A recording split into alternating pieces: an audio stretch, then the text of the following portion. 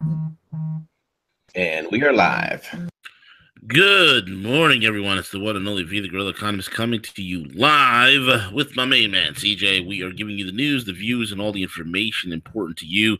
Check us out, roguemoney.net. Follow us on Twitter at the Rogue Money, Rogue Money on Facebook, Rogue Money on every single podcasting app known to humanity, and Rogue Money Apple News. Also, guys, check us out. Also, our new site. See, is 420 up yet? Yeah, rogue420.net. Check it out. Rogue420.net is up as well, folks. So check it out, rogue420.net. And we're going to be launching also another Rogue site, which is going to be up very soon as well. So keep posted for that and stay tuned for that. Also, guys, check out our sponsors, myfreedomnow.us, mygoldusb.com, mygoldusb.com. Get the silverback gorilla.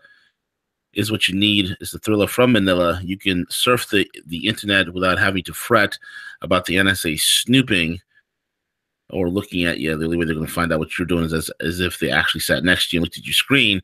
That's the privacy the silverback gets you. Also, it is the best. Better than your Trezors, better than any of your hard wallets out there. It is the best hard wallet you can get for your cryptocurrencies.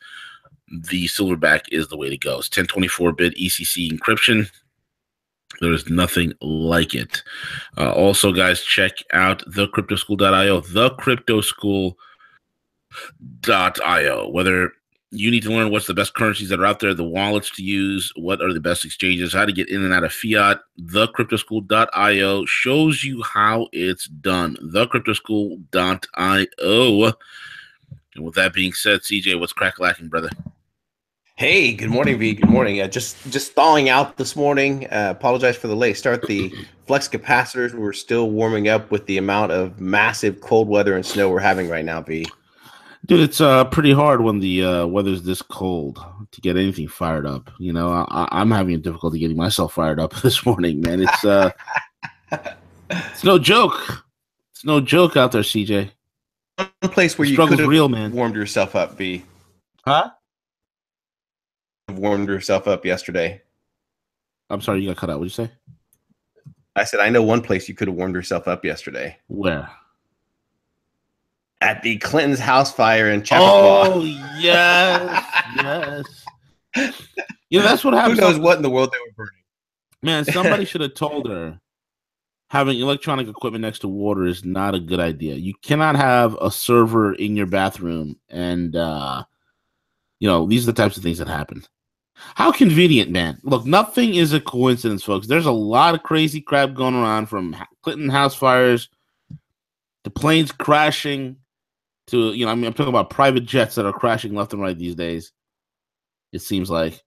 And commercial flights being recalled multiple times when they're like halfway to their destinations. Something's going on. I'm just giddy, CJ. I'm just giddy. I'm just excited to see what the heck is really going on here. I'm oh my god, I will do backflips. Oh my god, Two thoughts. Burning docks are a really bad case of spirit cooking with the wrong ingredients. One of the two. I think it's burning docks. I'll take burning docks for 5,000, Alex. But anyway, yeah, the funny news of the day. We'll chuck that under the funny news of the day. How's that? Oh man, that sounds great to me, brother. Office is a mess. I gotta clean this place up. All right, man, let's get into it. What's up? And just like that, CJ. Just like that, V. And you were way out in front of the curve on this, as far as, you know, while other political pundits were, you know, campaigning and you know, ushering in the whole regime change in Iran, and then boom, it's over, right? Yeah, exactly. And just like that, another color revolution comes to an end. Just like that. And not only did it come to an end, you know, not only were these idiots who were pushing this entire this whole entire thing, okay, of look at all these millions of protesters, and they're using protest pictures from Bahrain 2 years ago and saying this is a protest in Iran. Folks, this is how I knew it was a psyop. Okay? This is how I knew it was a psyop and that it was an NGO, CIA, MI6, Mossad operation. And then you had talking heads out there saying, I have sources, and I have sources. I have Persians calling me every day telling me what's going on. Shut up. Shut up. Because, CJ, after this whole entire the protest being over because the Revolutionary Guard crushed it. Okay, that's exactly how you got to do it. Sad to say, is clamp down on the internet services over there and bring it to an end. I don't like Iran. Okay, I don't like Iran. But Iran is integral at this point to the breaking of the back of the globalists and the deep state. I don't like them one bit. I would never live there, but it is a far better country than Saudi Arabia. If I had a choice of, somebody put a gun to my head and say, hey, you got to choose, go live in Iran or go live in Saudi Arabia, I'd go live in Iran. I don't like it one bit. So all this confusion, skepticism remains high towards the progress on both sides. It appears the government is pushing back hard today as state TV broadcasts thousands of Iranians taking part. And there's tens of thousands. Now the pictures are leaking out. Tens of thousands, about like hundreds of thousands of pro-government Iranians, okay, celebrating that the protests are over, celebrating that the protests were put to an end, okay? And this is what it is, man. And this is why the quote here from the Iranian Revolutionary Guard says the enemy should know that the threats against Iran's defense and security no longer work. The state-run Islamic Students News Agency reported, citing Guards Commander Mohammed al-Jafari, that the sedition has ended. And it is the sedition. Okay. Folks, what started off as economic malcontent, granted there is a high youth unemployment rate there. Okay. Granted, your egg prices are up 40%. Okay. I recommend Iranians switching from chicken eggs to duck eggs. They're far more nutritious. Okay. They work better with your goat biryanis, and you'll find it to be very delicious with the shawarmas. But anyway, so the whole situation is, these things are happening. But it's not the stinking government's fault that you have a 40% youth unemployment. You have a very young population there. That youth unemployment, you could lay that at the doorstep of the United States and its sanctions. So this whole thing, CJ, all right, this whole thing that they were planning, they were putting together, they were, trying to get this thing fomented and fanned and flamed, has come to a crashing end. It won't work. And the reason why it won't work and why, CJ, there won't be a revolution in Iran is this. Iranian President Hassan Rouhani did the right thing, going on television and at least acknowledging the popular anger over hard economic times. Inflation is high, about 12%, but down from the 40% at the start of Rouhani's first term, folks. Okay? People are like, oh my God, inflation's high in Iran. There's youth unemployment, blah, blah, blah, blah. It's down to 12% from 40. This is what I told you, folks. Iran's economy has been booming. It's been on the up and up since 2015. So this protest doesn't make any sense. You're mad because of chicken eggs? No. There's something behind it. That was part of Team Rouhani's 2018 budget, which cut subsidies for the poor, a key feature of the previous Ahmadinejad's administration. Then there's the youth unemployment, which hovers around 30% mark. Similar figures recently came out of Spain, a member of the European Union. What's our youth unemployment in the United States? What's our youth unemployment? With all the I would numbers say in the for book, do you want the reported or the unreported? It's by upwards of 30%. B. Exactly. Do you see our snowflake, wielding, triggered, I need a coloring book and some Play-Doh generation of youth losers out in the street protesting an actual thing saying, hey, we need jobs? No, they're protesting Donald Trump's tweets. So here we have youth unemployment. Oh my God, youth unemployment in red is 30%. So is Spain. So is the United States. So is Portugal. So is Italy. So is France. Who cares?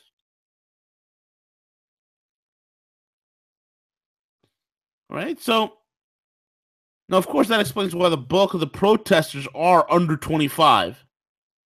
So that's their millennial generation. Working class backgrounds. Okay, 25 years old. That's the impressionable, idealistic, I want my MTV generation. What Rouhani should have explained to the Iranians in detail is the direct consequences of hard economic times and the United States sanctions which are affecting the country. These were coupled with the financial threats against Western firms now back in business, or at least contemplating to opening operations in Iran. There's a lot of money to be made in this country. Why are we closing the doors? Oh, I get it, because there's a little tiny country in the Middle East that's barely the size of New Jersey that dictates our entire foreign policy in not only the Middle East, but also the near Middle East as well, and that is Israel. And because of what they say, we got to dance to the beat of their drum. It's kind of stupid. Because I'll tell you right now, the neocons, their version of the neocons that are running Israel, and the remaining neocons that are in government here in the United States, they don't know nothing about foreign policy. They will lead their countries off a cliff because of their ideologies. Now, these were coupled against the financial threats and Western firms now back in business. Rouhani did promise after signing the Joint Comprehensive Plan of Action, also known as the Iranian nuclear deal, quote unquote, in the Austrian capital of Vienna in 2015, that it would lead to more jobs and stimulate the economy. While that has not been the case, legitimate protests singling out economic problems have never gone away. In fact, they've been a part of the Iranian picture for decades, man. It's nothing new. These protests have happened every single time, but nothing like this. Now, if we consider the Islamic Republic experiment a sort of theocracy with democratic characteristics, the most striking element is how deeply rooted it is in the country. Now, this is from Pepe Escobar. Okay? He said, I learned this during my trips to Iran, and it has been a great deal to do with the Basij, or the voluntary militias. They have permeated all aspects of social life, from unions to student bodies to civil servant groups. In this respect, the Basij, there's a strong similarity to China, where the Communist Party is embedded into the very fabric of society. So this is the problem with the West, CJ. This is the problem with the West. We think the rest of the world thinks like we do. That's our arrogance. We think that what works for us will work for them. That's our arrogance. We think that we are able to build our, culture, our mindset works for everyone. It doesn't. Okay? It doesn't. Culture, and I've said this multiple times, this is why globalism is an abject failure. I've said this multiple times, CJ. Culture is apart from economics. Culture is the most powerful human driver. It's the most powerful human driver. Okay?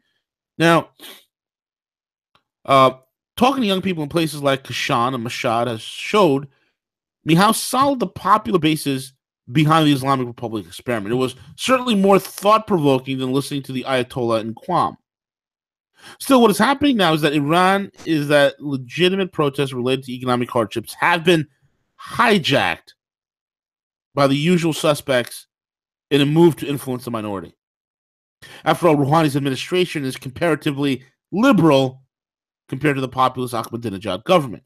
So what we have is a concerted attempt to turn legitimate protests.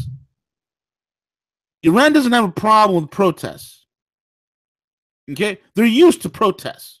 But it becomes a problem when a protest goes from being a protest into a quote-unquote revolutionary movement, CJ. That's the problem we're facing here, folks. They don't have a problem with protests. There are legitimate protests that go on every single day in Iran for the last several decades. And I don't want to hear I have a friend of mine. I have a family member of mine. I have a so-and-so of mine. And they're from Iran, and they're living in the United States, and their family escaped the Islamic Revolution, and they're here, and they're telling me how horrible it is. Bullshit. They haven't been.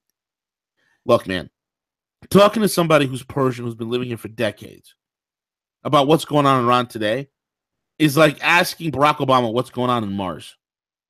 You'd probably get a better answer from Barack Obama about what's going on in Mars than for a Persian person who's been here for the last several decades. They're going to give it to you from a slant. Again, folks, Iran's such a bad place. There's like 50,000 Jews that live in Tehran. For thousands of years, they haven't moved. They're free to leave, but they choose to stay willingly. Why is that? For such a horrible place. Oh my God. It's their culture. I'm not sticking up for them. That's their thing. It's what they do. It's not our fight. It's not our fight. Do you get it? It's not our fight. Anyone familiar with Iran knows that the country's civil society, okay, is far too sophisticated to fall into such a crude and obvious trap. And like I said, folks, they don't have problems protesting. It's a problem when protests become a quote-unquote revolutionary movement with an aim to bringing about regime change, which, folks, in all practical purposes, would be civil war. It will be civil war. For a clear take on the foreign influence angle, you should watch. There's a clip on YouTube. You can watch Professor Mohammad Marandi of the University of Tehran, an academic, a real academic of absolute integrity, arguing with a former BBC employee on the Qatari-owned Al Jazeera network. Indeed, what is certain is that foreign elements are acting as provocateurs to influence the protest. This whole world is watching. Think about this whole time. Hashtag Iran. Look how they try to hijack. They try to create a hashtag these days. And they try to lend title to something that's illegitimate, which is a revolutionary regime change. And the whole world is watching. And all the snowflakes and all these Twitter journalists are now experts in Iran, CJ. They're experts because their cousin's uncle's nephew's roommate was an Iranian who escaped the Islamic Revolution when the Shah of Iran, may he rest in pieces, the Shah of Iran fell. And these idiots were putting photos of it was so wonderful under the Shah. Are you freaking kidding me? The Shah was the most repressive regime. It was so repressive that the Islamic Revolution was seen as liberating. The Shah's regime was so good, it was so great under the Shah that the Iranians couldn't wait to get the heck from underneath the Shah, get the heck out of Shah. And the only ones that were with the Shah were the U.S. lackeys and those who were friendly to the regime. The majority of Iranians didn't want the Shah. The Shah instituted the Savak. And the Savak is their version of the East German Stasi, modeled after the very same thing.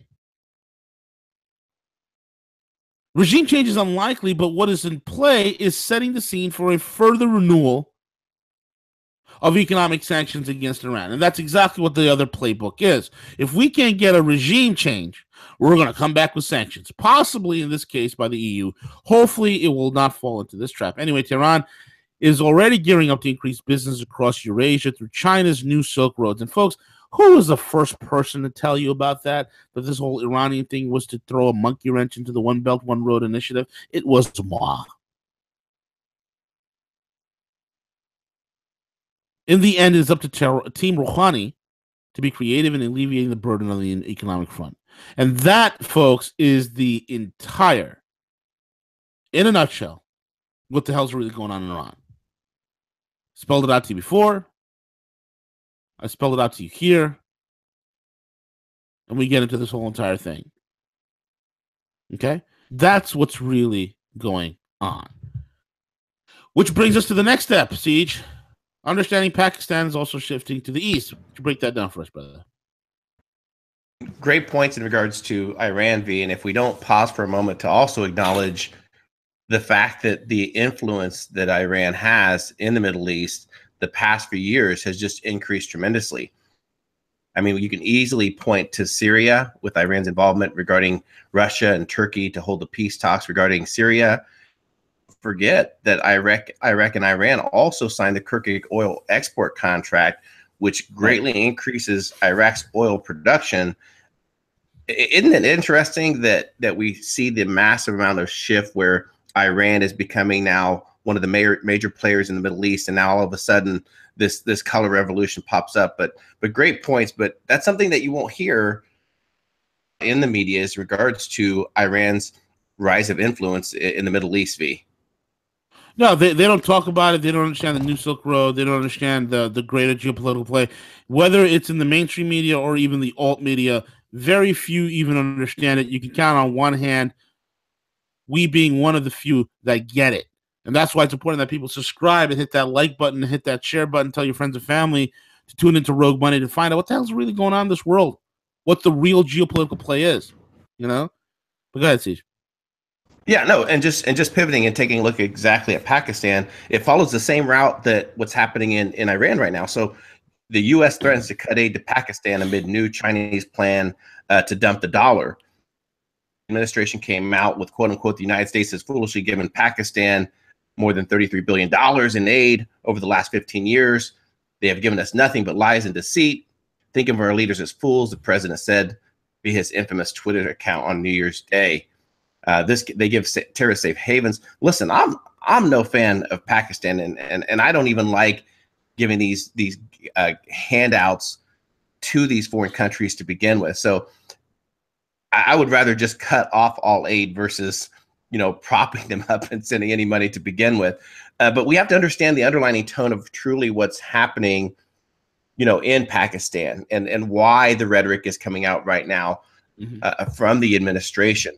Get that this money has been pumped in to Pakistan, for several years, dating back to the Bush administration. So this is nothing new, right? So this has been gone on for years. But let's fast forward to where Pakistan is right now, and that's the fact that currently China has pledged to invest $57 billion in Pakistani infrastructure as part of its so-called Belt and Road Initiative. Yeah. Despite what we hear about North Korea on a daily basis, Pakistan is also the fastest growing nuclear arsenal in the world. Yep. The U.S. is well aware that it currently is expanding its submarine fleet with Chinese assistance. So that's what it's about. It's not about the sanction, the dollars, and this whole terrorist thing with Pakistan's pivot away from the West into the East. V. Yep. And what are they also saying last month about replacing the dollar? Absolutely. And this is what's real key here is that Pakistan is actually looking to dump the US dollar in terms of its trade and going forward with the Chinese yuan instead, which would be, obviously, in this article states, a major blow to the US and its control of world's financial markets. Absolutely, man. Absolutely. And that's what it comes down to. That's what it comes down to. Behind all the rhetoric, man. Behind all the rhetoric. Because it won't stop, CJ. Because it can't stop. What's going on? You didn't realize at the start of 2018 and this entire, the crypto market's going to crash. Boom. The cryptocurrency market is at an all-time high, capping 703. Yep, the crypto market, folks, it's getting closer to that $1 trillion psychological barrier. It's not going to stop. It keeps growing and going and going, and it doesn't matter because everybody's fixated on Bitcoin. There's so many altcoins, CJ, that are rising to the top of this whole entire thing, man. It's amazing.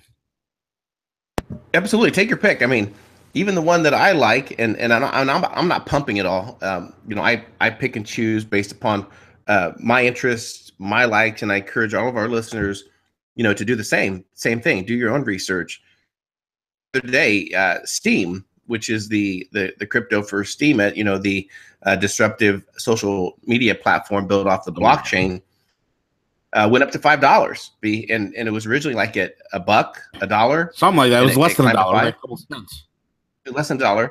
And in case you're unaware, we've had Ned Scott on before, the CEO of Steemit, and they recently announced they did have a very successful capital raise of several million improve their social media platform that they're building. So as we're looking for disruptive things to get away from the current internet ghettos, the Twitters, all those things, Steam is actually doing that. They're out there, and there's great content that is there. You'll find Rogue Money there. We currently have almost 1,000 followers on Steam. It's amazing, B, because every day I tag anything that we post to our social media platforms. I tag Steam, and every day I get to look at the number of people that are following and subscribing to Steam it, right. And it's just growing by leaps and bounds. So great stuff is happening. Embrace it. Don't fight this change. It's occurring. The most important thing to understand, and we've said it the last couple of years, V, is that unfortunately the fade, the demise of the U.S. dollar is going to continue, and I think 2018 is gonna escalate even quicker. Yeah, I agree. All right, man, we got a couple of quick one and dones. Would you break that down for us, CJ, and we'll wrap it up? Yeah, just real quick, one and dones and out. Recently, Manafort announced that he is going to strike back, and I, hats off to him. I applaud him for doing that. So he has announced a lawsuit against Mueller for an overreach. We all know that entire bogus information in regards to coming out, he did violate, he did overstretch. So good for Manafort to fight back against the deep state. Also, as we head into 2018, just keep your eye on that. They are currently negotiating, which I think potentially for this entire DACA deal, which potentially could end the lottery and then also chain migration in hopes of a border wall, and to negotiate that effectively.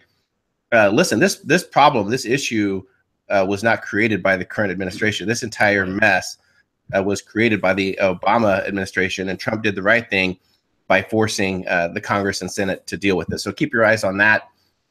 And I think that's about it, V. So big day today at Rogue Money, 12 o'clock Eastern Standard Time. We do have Harley Schlanger with Hanging with Harley. V is going to also be interviewing, and I'm not sure when Eric will be releasing it, but V will be entering on Tradcat Night, which I'm very excited about. It was a great interview the last time. So we got a big day ahead at Rogue, V. Absolutely, man. Looking forward to it, brother. Looking forward to it. With that being said, we are one and done. We're all over and out. So take it away, CJ.